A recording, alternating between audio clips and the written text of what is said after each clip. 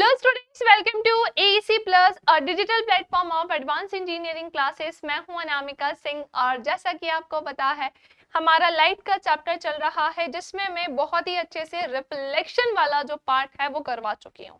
हाँ या ना?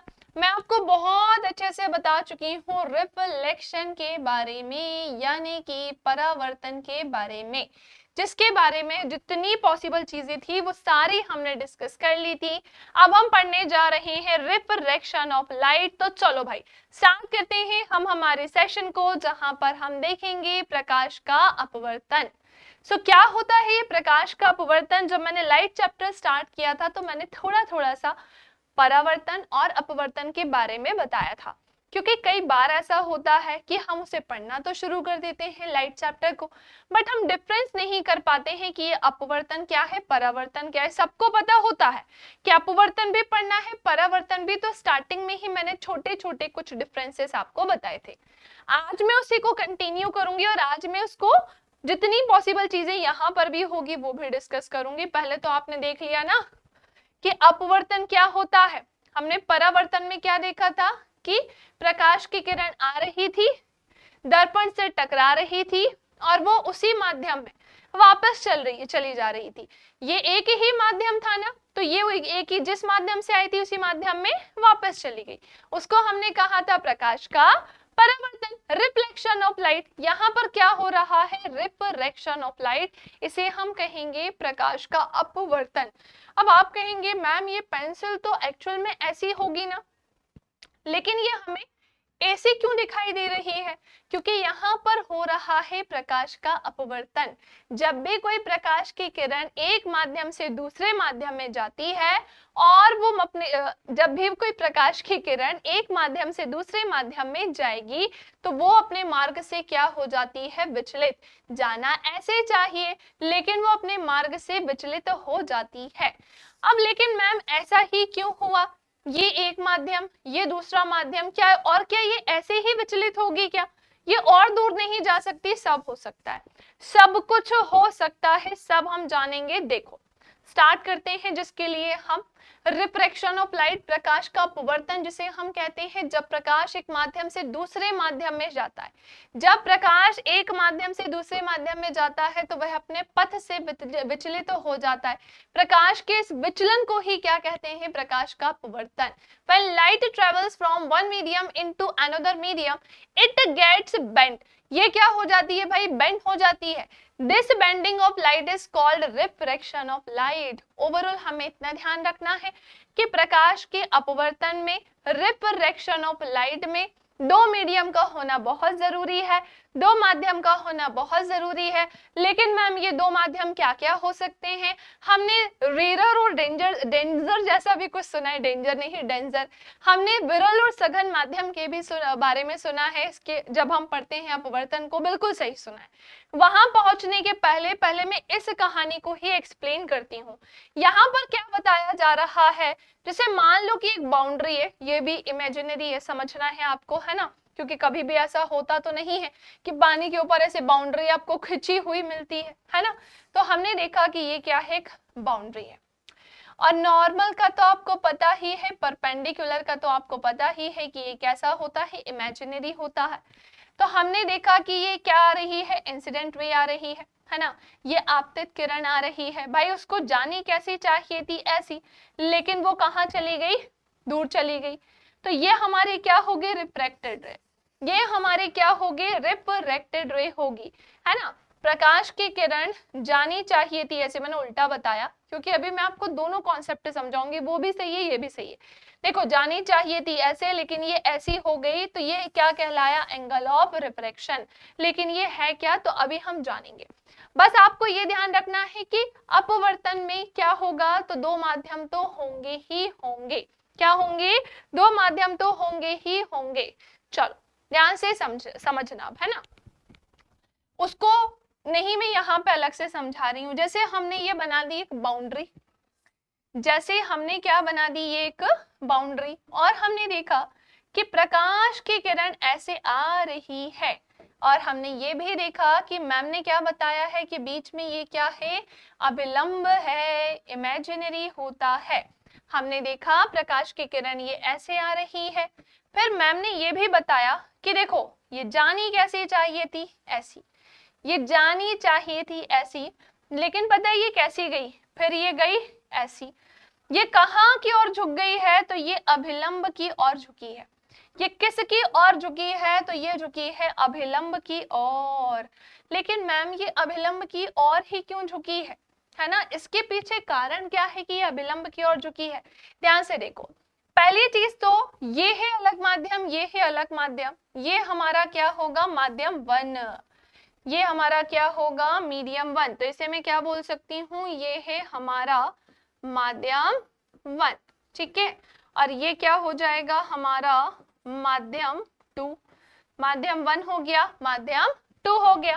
फिर हमने क्या जाना, रुको भाई इसको मैं थोड़ा सा बना लूं ऐसे, फिर मैं आपको बताती हूँ। फिर हमने ये जाना कि ये पता है कौन सी किरण थी, याद करो मैम ने आपको क्या बताया था, ये थी आपतित किरण। क्या बताया था मैम ने आपको, तो भाई ये है आपतित किरण, जिसे हम क्या बोलते हैं, इंसिडेंट रे बोलते हैं। कौन सी रे होगी, तो ये होगी इंसिडेंट रे। और यहाँ पर जो एंगल बन रहा है इस अभिलंब और इस किरण के बीच में जो बनता है उसे हम क्या बोलते हैं, एंगल ऑफ, या फिर आप डायरेक्ट लिख दो इंसिडेंट एंगल।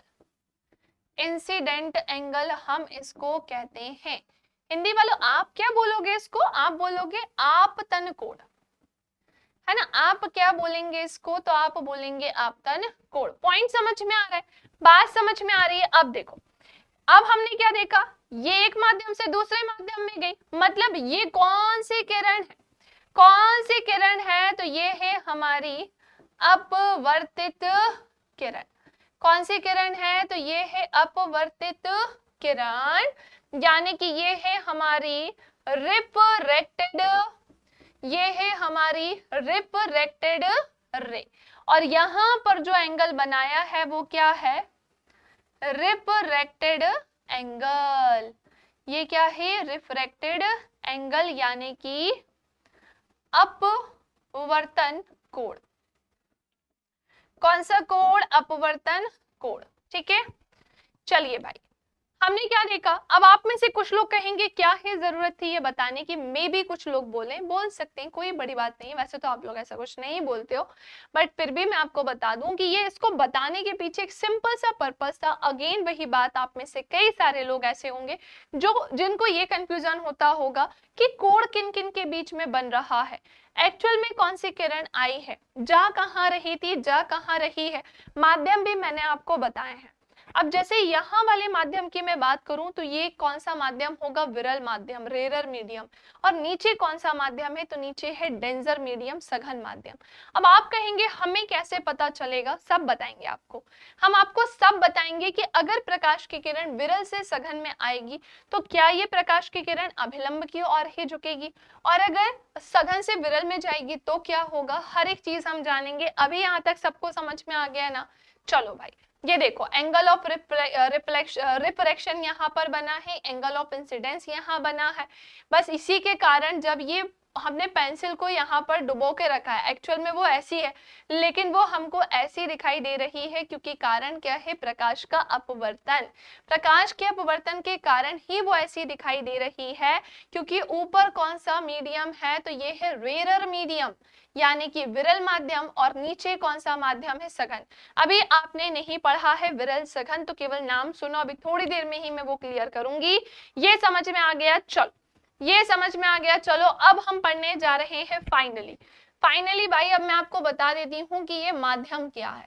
देखो अगर आपको ये पहले से पता है ना, फिर इससे अच्छी तो कोई बात हो ही नहीं सकती है, मतलब फिर मेरे पास शब्द नहीं है आपकी तारीफ के लिए, है ना। और आप सबको पता ही है कि ऑफलाइन में फिर मैं कितने अच्छे से तारीफ करती हूँ। सो ध्यान से देखिएगा, हमने क्या देखा कि माध्यम की अगर हम बात करें तो माध्यम कितने होते हैं, 2 होते हैं। 2 कौन कौन से होते हैं, तो एक होता है भाई रेरर मीडियम, एक होता है रेरर मीडियम, और एक होता है डेंजर मीडियम। एक क्या होता है, डेंजर मीडियम। हिंदी में जिसे हम क्या बोलने वाले हैं, तो हिंदी में ये कहलाएगा विरल माध्यम और सघन माध्यम। ये है विरल माध्यम और ये क्या हो जाएगा, सघन माध्यम। क्या हो जाएगा, सघन माध्यम। ठीक है, चलो अब आप कहेंगे कि हमें मैम पहली बात तो ये नाम में ही कंफ्यूजन है, तो एक बात बताओ, सघन मतलब कैसा होता है, ज्यादा घिरा हुआ बोल सकती हूँ मैं। कोई भी चीज सघन है मतलब वो कैसी है, घिरी हुई है। डेंस है कोई भी चीज मतलब यहाँ घनत्व कैसा होगा, यहाँ घनत्व कैसा होगा, ऑप्टिकल डेंसिटी हम कहेंगे, स्पीड ऑफ लाइट भी देखेंगे, प्रकाश की चाल कैसी होगी।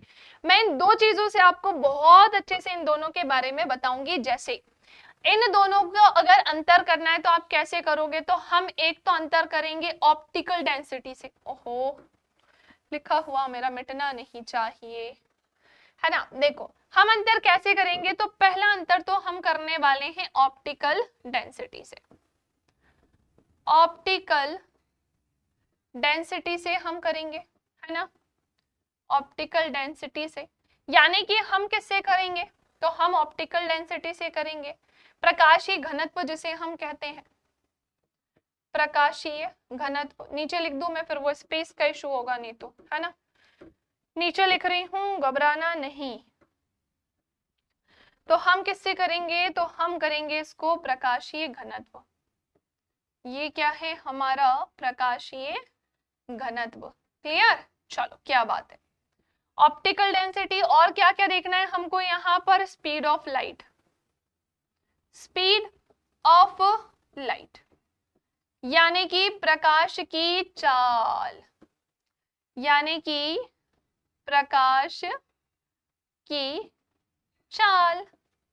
ठीक है, हम इन दो चीजों से समझेंगे, है ना। और ये पूरा उठा के कॉपी पेस्ट नहीं हो सकता, अदरवाइज यहाँ पे भी सेम यही चीज लिखनी है मुझे अभी। तो ये हो जाएगी ऑप्टिकल डेंसिटी। ओके, और एक और क्या हो जाएगा, स्पीड ऑफ लाइट।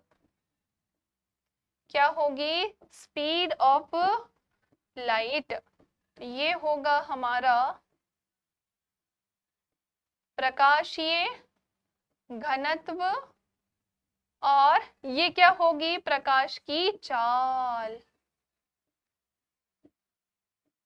ये क्या होगी, प्रकाश की चाल। चलो अब ध्यान से सुनना, है ना।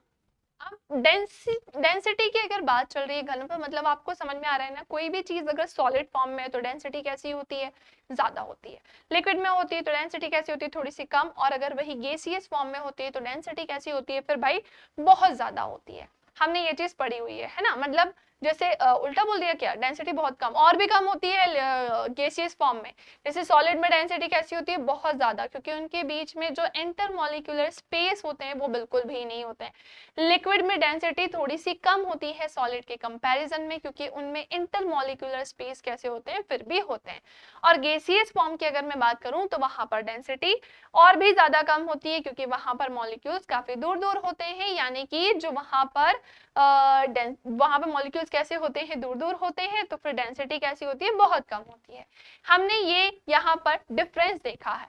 अब मेरी बात ध्यान से सुनो, ऐसा कोई माध्यम जहां पर जो मॉलिक्यूल्स होंगे, या मैं कहूँ जो पार्टिकल्स होंगे, या मैं कहूँ जो कण होंगे, वो कैसे होंगे, थोड़े दूर दूर होंगे, है ना। तो उस कंडीशन में बताओ डेंसिटी कैसी होने वाली है, तो आप क्या कहोगे कि मैम ऑप्टिकल डेंसिटी तो कैसी होगी, कम होगी। अच्छा एक बात बताओ, कोई एक ऐसा माध्यम है जहां पर मॉलिक्यूल्स ऐसे दूर दूर है ना। अब ये अगर दूर दूर है तो घनत्व कैसा हो गया, कम हो गया। लेकिन स्पीड ऑफ लाइट, प्रकाश की चाल कैसी होगी, ज्यादा होगी। स्पीड ऑफ लाइट यानी प्रकाश की चाल कैसी होगी, तो भाई ये कैसी होनी चाहिए, ज्यादा। क्योंकि घनत्व कैसा है, कम, तो ये हमेशा कैसी होगी, ज्यादा होगी। मैंने आपको एक एग्जाम्पल से बताया है, एक ऐसा माध्यम मैंने लिया है, जैसे कि मैंने बोला वायु। जैसे मैं एक एग्जाम्पल से समझाती हूँ, क्या है वो एग्जाम्पल, तो मैंने आपसे बोला है कि भाई इसमें मैं ले रही हूँ क्या, एयर। एक एग्जाम्पल है, जैसे हम ले रहे हैं कि ये यहाँ पर क्या है, बहुत सारी एयर है।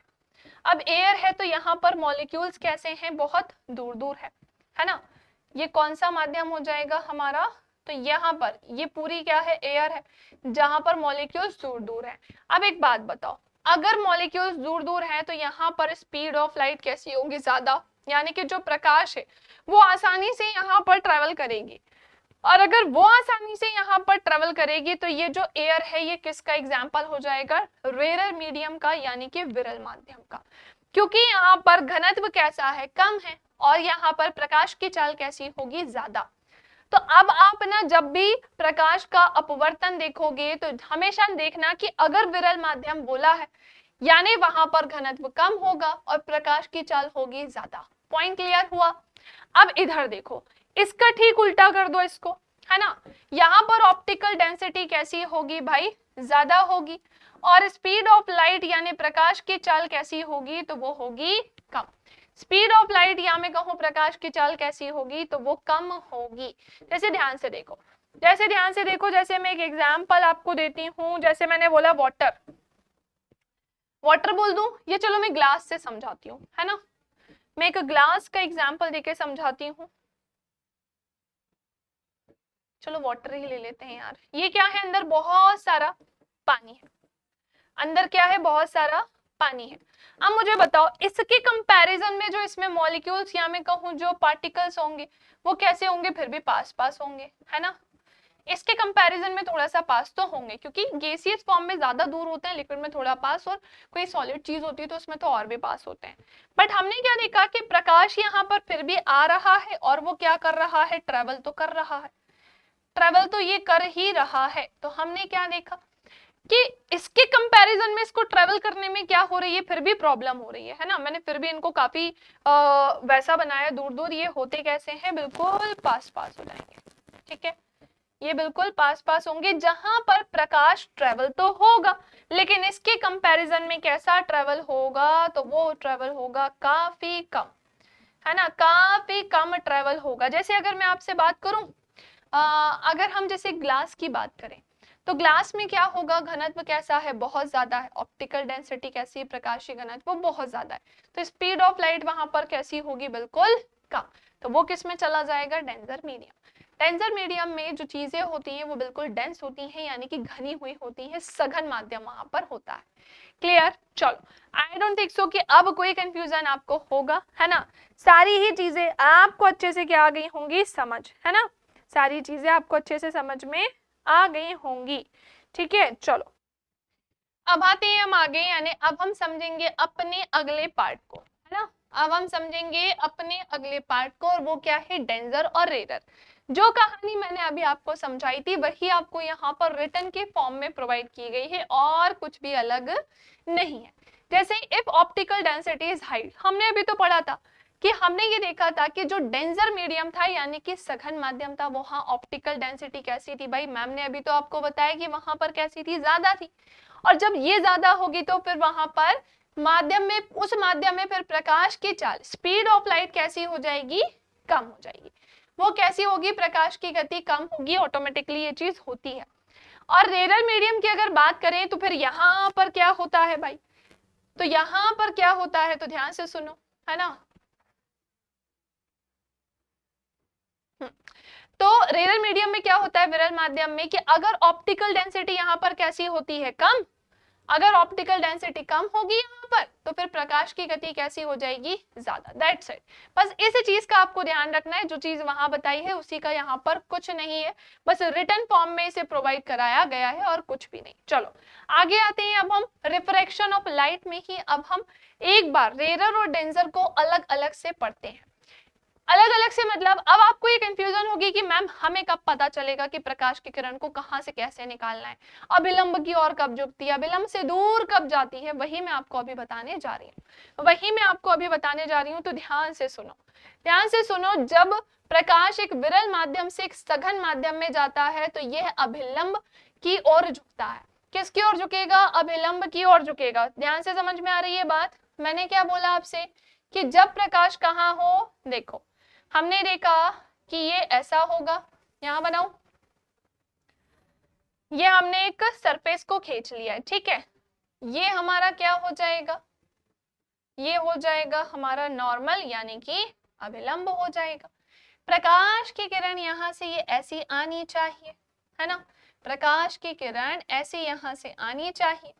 ये जानी तो ऐसी चाहिए थी, क्या बोलते हो, जानी तो ऐसी चाहिए थी, लेकिन ये किसकी ओर झुक गई है, अभिलंब की ओर झुक गई है। ऐसा कब होता है, जब प्रकाश की किरण क्या होती है, विरल माध्यम से, ऊपर कौन सा माध्यम है भाई, ऊपर है विरल माध्यम, है ना, ऊपर कौन सा माध्यम है, विरल माध्यम, और नीचे कौन सा माध्यम है, सघन माध्यम, है ना, नीचे कौन सा माध्यम है, सघन माध्यम। यानी ऊपर कौन सा मीडियम हो जाएगा, तो ये हमारा होगा रेरर मीडियम, और नीचे कौन सा मीडियम होगा, तो नीचे होगा हमारा डेंसर मीडियम। दोनों चीजों का ध्यान रखना, और कभी भी लाइट रे या प्रकाश की किरण रेरर से डेंसर की ओर जाती है, यानी कि अगर ये विरल से सघन की ओर जाएगी तो ये हमेशा अभिलंब की ओर ही झुकती है। किसकी ओर झुकती है, तो ये हमेशा अभिलंब की ओर ही झुकती है। बस ये यहाँ पर कहानी आपको समझाई जा रही है। इधर हमने क्या देखा, हमने जो चीज यहाँ पर पढ़ी थी उसी को पूरा रिटन फॉर्मेट में देखा। फिर हमने देखा कि कब अभिलंब की ओर झुकेगी, कब अभिलंब से दूर हटेगी। तो चलो अब देख लेते हैं दूर कब हटेगी।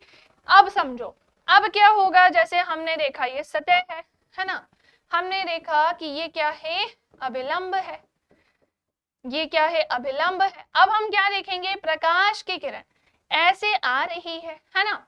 अब बात वही आ गई कि पता है जानी कैसी चाहिए थी, ऐसी, लेकिन इस बार तो और अलग हो गया, ये कुछ ऐसी चली गई, जानी थी ऐसे, अब तो ये अभिलंब से दूर हट गई। कारण क्या था, क्योंकि ऊपर आ गया सघन माध्यम, ऊपर कौन सा माध्यम आ गया है, सघन माध्यम, और नीचे कौन सा माध्यम आ गया है, विरल माध्यम।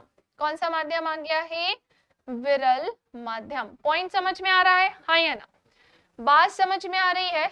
चलो भाई क्या बात है, ध्यान रखना इस चीज का कि कैसा कब कहाँ क्या होता है। और आपको बहुत अच्छे से पता है कि ये हमारी कौन सी किरण है, तो ये है हमारी आपतित किरण, ये है हमारी आपतित किरण, और ये हमारी कौन सी किरण है, तो ये है हमारी अपवर्तित किरण, अपवर्तित किरण, है ना। चलो अब बढ़ते हैं हम आगे, है ना। पहले कोड ऐसा बन रहा था, अब क्या बनेगा, ऐसा। चलो भाई कहानी क्लियर हो गई सबको, यस और नो। अब बहुत अच्छी बात है, नेक्स्ट आते हैं रिफ्रैक्टिव इंडेक्स। मैम अब ये रिफ्रैक्टिव इंडेक्स क्या होता है, तो पहली बात तो इसे म्यू से डिनोट करते हैं, इसे म्यू से डिनोट किया जाता है रिफ्रैक्टिव इंडेक्स। हर एक माध्यम का रिफ्रैक्टिव इंडेक्स कैसा होता है, अलग अलग होता है। हर एक माध्यम में जो अपवर्तनांक होता है वो कैसा होता है, अलग। किसी माध्यम का अपवर्तनांक बताता है कि माध्यम में प्रकाश कितनी तेज गतिमान है। बिल्कुल सही, ये हमें बताएगा कि किसी भी माध्यम में जो प्रकाश होगा, या मैं कहूँ जो स्पीड ऑफ लाइट होगी, वो कितना तेजी से ट्रेवल कर रही है, यही क्या बताता है, रिफ्रैक्टिव इंडेक्स हमको बताता है। और ये प्रकाशीय घनत्व के लिए समानुपातिक होता है। भाई ये कैसा होता है, समानुपातिक, यानी कि प्रोपोर्शनल होता है, किसके, ऑप्टिकल डेंसिटी के। अभी समझाऊंगी इस लाइन का क्या मतलब है। और माध्यम में प्रकाश की गति के व्युत्क्रमानुपातिक होता है, समझ रहे हैं। अभी देखो रिफ्रैक्टिव इंडेक्स क्या होता है, ये हमारा नॉर्मल है, ये एंगल ऑफ इंसिडेंस है, ये एंगल ऑफ रिफ्लेक्शन है। ये वैक्यूम है और ये क्या है, वैक्यूम नहीं है। ये निर्वात की बात चल रही है और ये निर्वात नहीं है। निर्वात में प्रकाश की चाल हमेशा कैसी होती है, ज्यादा होती है, या मैं कहूँ कांस्टेंट होती है, 3 × 10⁸ मीटर पर सेकेंड। ये कहां पर होती है, वैक्यूम यानी कि निर्वात में होती है। ठीक है, अब इसे समझो, ये मैम क्या कह रहा है। फर्स्ट ऑफ ऑल इसे हम किससे डिनोट करते हैं, म्यू से। अब ये हमें बताता है कि किसी भी माध्यम में प्रकाश कितना गतिमान है, कितना तेज गतिमान है, ये हमें कौन बताता है, रिफ्रैक्टिव इंडेक्स। और ये हमें कह रहा है it is proportional to optical density. जो ये अपवर्तनांक होता है ना, ये प्रोपोर्शनल होता है ऑप्टिकल डेंसिटी के। अच्छा इसका मतलब समझो, जैसे ये बात हो गई ना, it is proportional to optical density, यानी कि ये प्रकाशीय घनत्व के लिए कैसा होता है, समानुपातिक होता है। ये प्रकाशीय घनत्व के लिए कैसा है, समानुपातिक है ना। तो ये वाली लाइन ये एक्सप्लेन कर रही हूं, ठीक है। यानी इसका मतलब पता है क्या हुआ, इसका मतलब ये हुआ है कि अगर रिफ्रैक्टिव इंडेक्स ज्यादा होगा ना तो ऑप्टिकल डेंसिटी भी ज्यादा होगी, और अगर रिफ्रैक्टिव इंडेक्स कम होगा तो इसकी ऑप्टिकल डेंसिटी भी कैसी होगी, कम। ऑप्टिकल डेंसिटी भी कैसी होगी, कम होगी, इस बात का ध्यान रखना। फिर मैम ये क्या बोल रहा है, and inversely proportional to speed of light in the medium. फिर किसी माध्यम में ये व्युत्क्रमानुपाती क्रमानुपाती होता है किसके, प्रकाश की गति के। तो किसी माध्यम में ये क्या होता है, प्रकाश की गति के व्युत्क्रमानुपाती क्रमानुपाती होता है, ये प्रोपोर्शनल होता है, इनवर्सली प्रोपोर्शनल, सॉरी।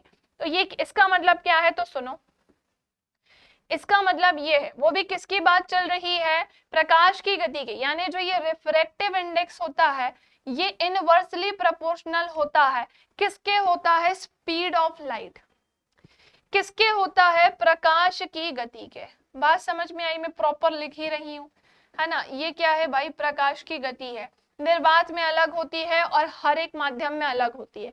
प्रकाश की चाल निर्वात में अलग होगी और हर एक माध्यम में कैसी होती है, अलग होती है, ठीक है। अब इसका मतलब क्या हुआ है, अगर रिफ्रैक्टिव इंडेक्स कैसा हुआ, ज्यादा, तो ये कैसा होगा, कम, और अगर ये कैसा हुआ, कम, तो ये कैसा होगा, ज्यादा। ये कम हुआ तो वो कैसा होगा, ज्यादा।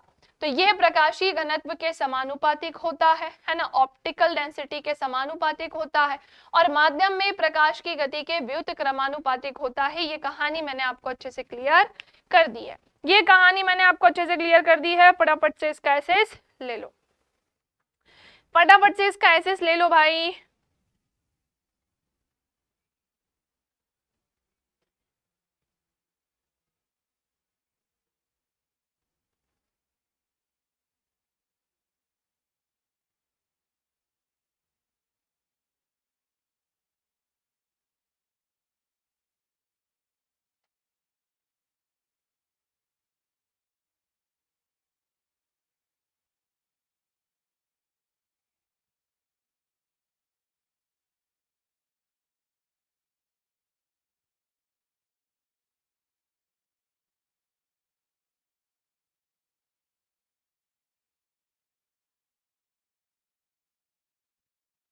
चलो भाई आगे बढ़ सकते हैं अब हम, चलो नेक्स्ट आते हैं हम आगे। मैंने आपसे क्या बोला है कि हर एक माध्यम का अपवर्तनांक कैसा होता है, अलग अलग होता है। अब हर एक माध्यम का अपवर्तनांक अलग कैसे होता है, जैसे ये सब्सटेंस है यहाँ पर, ये है स्पीड ऑफ लाइट, ये है रिफ्रैक्टिव इंडेक्स, ये है क्या, रिफ्रैक्टिव इंडेक्स।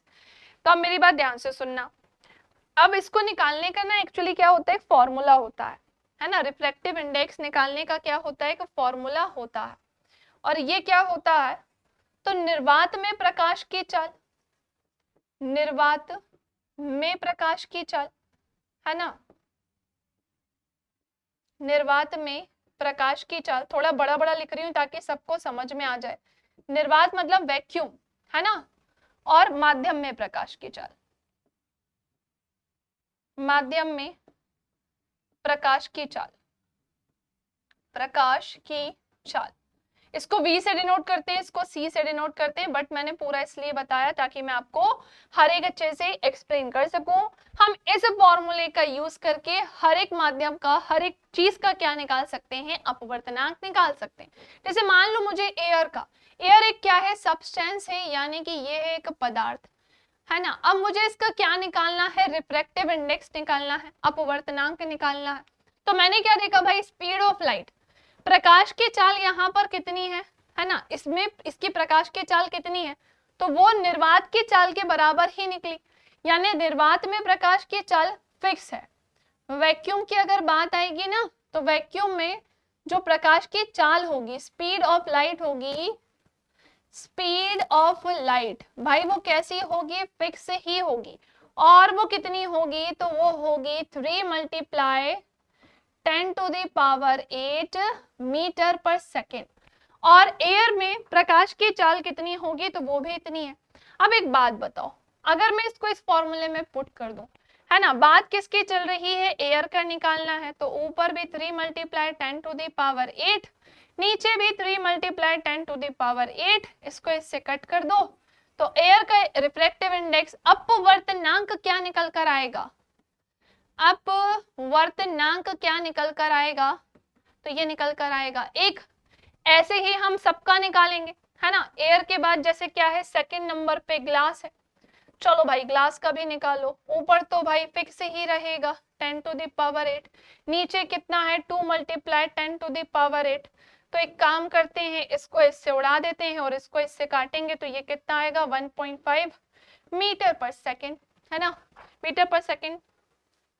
हाँ ये कितना आएगा, रिफ्रैक्टिव इंडेक्स इसका 1.5 होगा। नेक्स्ट आ जाओ, ग्लास के बाद और क्या है भाई, वाटर है ना। ऐसे ही अगर हम वाटर का भी निकालेंगे तो वाटर का कितना निकल कर आएगा, 3 multiply 10 to the power 8 upon में 2.25 मल्टीप्लाई 10 टू द पावर 8। इसको इससे काट दो, इसको इससे काटोगे तो कितना आ जाएगा 1.33। ऐसा ही किसका निकालेंगे, डायमंड, यानी अगर हम हीरे का निकालेंगे तो 3 multiply 10 to the power 8 upon में क्या है भाई 1.25 multiply 10 to the power 8। Cut cross कर दो, है ना, कट क्रॉस कर दो तो फिर ये क्या होगा 2.4। निकाल लोगे इतना, देखो मैंने निकाल के बता दिया है ना। और हर एक माध्यम में हर एक चीज का अपवर्तनांक कैसा होता है, रिफ्रैक्टिव इंडेक्स, तो ये अलग अलग होता है। कैसे निकालते हैं, मैंने आपको फॉर्मूला बता दिया है कि रिफ्रैक्टिव इंडेक्स का ये फॉर्मूला होता है। वैक्यूम में जो इसकी स्पीड होती है वो बिल्कुल कांस्टेंट होती है, फिक्स होती है, वो मैंने आपको बताया है। और माध्यम में तो हमने देख ही लिया है, ठीक है। चलो अब हम बढ़ते हैं आगे। अब नेक्स्ट कहानी हमसे क्या कह रही है, किसी माध्यम का निरपेक्ष अपवर्तनांक वायु में प्रकाश की गति या निर्वात में प्रकाश की गति और माध्यम में प्रकाश की गति का कैसा होता है, अनुपात होता है ना। उसका क्या होता है, अनुपात होता है। देखो अभी हमने ये चीज बहुत अच्छे से पढ़ी है ना। इसका मैं एक चार्ट बना के बता देती हूँ। ऑप्टिकल डेंसिटी यहाँ लिखती हूँ, ऑप्टिकल डेंसिटी लिख रही हूँ, यहाँ पर मैं लिख रही हूँ प्रकाश की चाल, ऐसे समझ जाना है ना। इसी के साथ में यहाँ पर क्या लिख रही हूँ, ऑप्टिकल डेंसिटी होगी, ये हो गया, और ये रिफ्रैक्टिव इंडेक्स भी लिख लो, है ना। यहाँ पर एक बार मैं और लिख रही हूँ। अब बताओ, एक बात बताओ, अगर ऑप्टिकल डेंसिटी कैसी होगी, कम, तो स्पीड ऑफ लाइट, प्रकाश की चाल भी कैसी होगी भाई, और ये उसके उल्टा चलती है, ये कैसी होगी, ज्यादा। और रिफ्रैक्टिव इंडेक्स क्या होगा, तो ये भी होगा कम। वैसे ही अगर ये ज्यादा है तो प्रकाश की चाल कम होगी और रिफ्रैक्टिव इंडेक्स कैसा होगा, ज्यादा। बस इनको आपस में कनेक्ट करके ध्यान में रखना, कौन प्रोपोर्शनल है और कौन इनवर्सली प्रोपोर्शनल है, कौन सा समानुपाती है और कौन सा समानुपाती नहीं है बल्कि व्युत्क्रमानुपाती है ना। इस चीज का ध्यान रखेंगे। चलो नेक्स्ट आते हैं, laws of refraction of light. प्रकाश के अपवर्तन के भाई कुछ नियम होते हैं, है ना। हर चीज के नियम कायदे होते हैं, ऐसा नहीं है कि बिल्कुल चल रही है चीजें, तो नहीं। तो पहला नियम हमसे क्या कह रहा है कि the incident ray, the refracted ray and the normal to the surface all lie in the same plane, यानी चाहे आपतित किरण हो चाहे अपवर्तित किरण हो या किसी सतह पर अभिलंब ही क्यों ना हो, ये सभी किसमें होते हैं, एक ही समतल पे होते हैं, यानी ये हमारा कोई एक सरफेस है ना। हमने देखा कि यहाँ से क्या है, प्रकाश की किरण है, हमने देखा कि यहाँ पर क्या है भाई, नॉर्मल है ना, ये क्या है, नॉर्मल है। फिर हमने क्या जाना कि प्रकाश की किरण यहाँ से आई, जानी ऐसी थी, लेकिन ये कहाँ चली गई, ऐसी चली गई। ओवरऑल देखा जाए तो यहाँ ये बोला जा रहा है कि ये सब कुछ किस में होगा, एक ही प्लेन में होगा। ये सब कुछ किस में होना चाहिए, एक ही प्लेन में होना चाहिए। ये क्या पता, यही नियम ना परावर्तन में भी पढ़ा था, यही नियम हमने परावर्तन में भी पढ़ा था, याद करो, बिल्कुल पढ़ा था। और ये क्या है, आपकी आपतित किरण तो है ही, है ना। उन्होंने क्लियर बोला है, चाहे वो क्या हो, आपतित किरण हो चाहे वो कौन सी किरण हो, अपवर्तित किरण हो, अपवर्तित किरण हो, या फिर वो क्या बोल रहे हैं, किसी भी सतह का अभिलंब या परपेंडिकुलर हो, सारे कैसे होने चाहिए, सब एक ही प्लेन में, या मैं कहूँ सब एक ही समतल में होने चाहिए। चलो नेक्स्ट आते हैं, स्नेल्स लॉ, स्नेल का नियम, ये काफी जानने को मिलेगा, देखने को मिलेगा। देखो स्नेल के नियम की अगर मैं बात करूं तो सबसे पहले ध्यान से सुनना, दो माध्यमों की जोड़ी के लिए स्नेल का नियम इस प्रकार लिखा जाता है। किस प्रकार लिखा जाता है, तो सुनो, बात कुछ ऐसी है कि हमें पता है कि ये हमारा क्या होता है, अभिलंब, ये हमारा क्या होता है, अभिलंब, है ना। यहां से आती है प्रकाश की किरण, ये जानी चाहिए थी, ऐसी मान लो ये चली गई ऐसी। तो ये हमारा क्या था, एक माध्यम था, है ना, माध्यम 1 मान लो, ये माध्यम 1 होगा और ये क्या हो जाएगा, हमारा माध्यम 2 हो जाएगा। एक और कहानी यहाँ सुनना, कहानी क्या सुनोगे कि इसका अपवर्तनांक अलग होगा और इसका अपवर्तनांक कैसा होगा, अलग। इसका अपवर्तनांक अलग होगा और इसका अलग होगा। ये इंसिडेंट रे होती है और ये रिफ्रैक्टेड रे होती है। ये इंसिडेंट रे होती है और ये रिफ्रैक्टेड रे होती है। बात समझ में आ रही है? अब ऐसा हम कर क्यों रहे हैं, क्योंकि आपको बहुत अच्छे से पता है, स्नेल के नियम में ये चीज क्लियर बोली हुई है ना।